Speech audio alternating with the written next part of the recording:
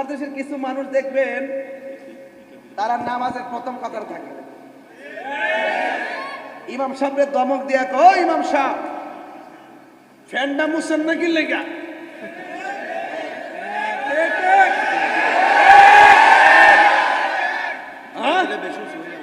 মসজিদরা ময়লা কি লেগা,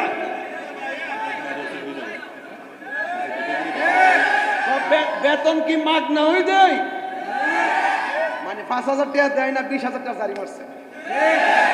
তখন খবর নিয়ে দেখলাম তাই না সুদকুর নাম্বার 1,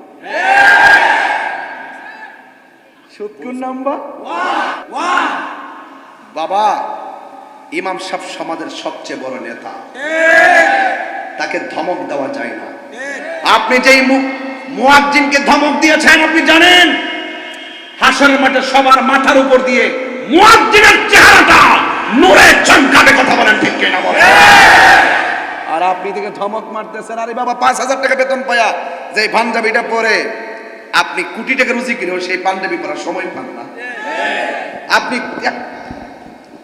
আপনি টাকার পিছে ঘুরতে ঘুরতে সময় শেষ, খাবার সময় পান না। আর এই বেচারা যাই ইনকাম করে, সিএনজি চালাক, অটো চালাক, যাই ইনকাম করে মা বাপ নিয়ে সুখে স্বাচ্ছন্দ্যে কত সুন্দর করে পেট ভরে খায়, শান্তি শান্তি। ইসলামে শান্তি আছে না নাই? এই শান্তির জন্যই তো আজ আমরা এসেছি। কথা বলেন ঠিক কিনা বলেন? আজকে যারা এসেছেন অশান্তি লাগাইতে আসছেন কেউ? তাইলে বলুন তো দেখি, ইমাম সাহেবকে কি ধমক দেওয়া যায় নাকি ভালোবাসা যায়? ইমাম সাহেবের বেতন বাড়াবেন এলাকা, আমি বলে দিয়ে গেলাম। কথা বলেন ঠিক কিনা? ইমাম সাহেবের বেতন যদি বাড়াইতো, সব জায়গার বেতন বাড়ে, ইমাম সাহেবের বেতন বাড়ায় না, কমায় কমায়। মনে করছে ইমাম সাহেব তো একদম কি একটু দমক দিলে চাকরি শেষ। অথচ যে ইমাম সাহেব তার শরীরটা সে যদি সিএনজি চালাইতো মিনিমাম 30,000 টাকা মাসে রুজি করতে পারত। সে মেহরাবটা পাহারা দেয়, এই জন্য সে থাকে। আল্লাহ 5,000-এর ভিতরে 50,000 টাকার বরকত দিয়া দেয়। কথা কি রাইট বলতেছি নাকি ভুল বলতেছি? তাহলে ইমাম সাহেবকে ধমক দিব নাকি ভালোবাসবো? আলহামদুলিল্লাহ, জোরে কর। আপনি নামাজে গেলেন না গেলেন না, কিন্তু ইমাম সাহেব টাইম মতো নামাজ মেহরাবে যাইতে হয়। কথা কোন ঠিক কিনা?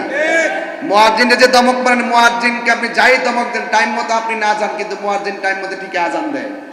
একদিন দেরি হলে আপনি যে ধমকটা মারেন মুয়াজ্জিনের কলিজাটা ভাঙ্গা যায়, আপনি টের পান না। আরেকটা কথা বলি, মানুষকে কোনোদিন কষ্ট দিবেন না। মজলুম দোয়া করলে ধ্বংস হয়ে যাবে। কথা কোন ঠিক কিনা বলেন? জুলুম করা যাবে। এই জন্য রাসূল বলছেন, আমি দেখছি কবর ভিতরে জাহান্নামের আগুন। বলুন, এই আগুনকে আমরা সহ্য করতে পারবো? আরো বড় করে পারবো? পারবো না। এই জন্য রাসূল যা বলে গেছেন যে কবরটা হলো কাহারও জন্য জাহান্নামের গর্ত। কি বলছি? জাহান্নামের গর্ত। আবার এই কবরটা কাহারও জন্য জান্নাতের বাগান।